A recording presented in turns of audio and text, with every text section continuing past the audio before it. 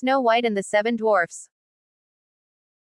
Once upon a time, in a far-off land, there was a king and a queen who longed for a child. After many years of waiting, they were blessed with a beautiful baby girl who they named Snow White.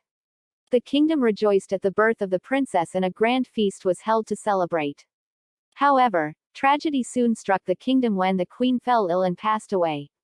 The king was heartbroken and Snow White was left without a mother. The king eventually remarried a vain and wicked woman who was obsessed with her own beauty.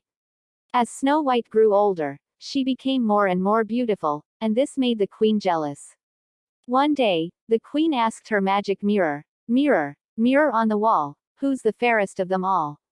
To her dismay, the mirror replied, "You are fair, my queen, it's true, but Snow White is fairer than you." Enraged by this response, the queen ordered a huntsman to take Snow White deep into the forest and kill her. The huntsman, however, could not bring himself to do it and left Snow White alone in the forest.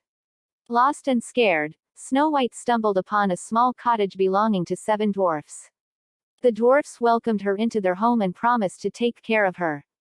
The queen soon learned that Snow White was still alive and decided to take matters into her own hands.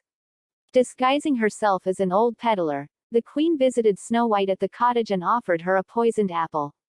Snow White, unaware of the danger, took a bite and fell into a deep sleep. The dwarfs were devastated to find Snow White lying motionless and believed her to be dead. They placed her in a glass coffin and mourned her loss.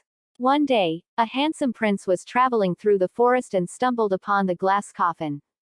As soon as he saw Snow White, he fell deeply in love with her and leaned in to give her a kiss. The kiss broke the curse, and Snow White woke up from her deep sleep. The prince declared his love for Snow White, and they lived happily ever after. The queen, however, was punished for her wickedness and banished from the kingdom.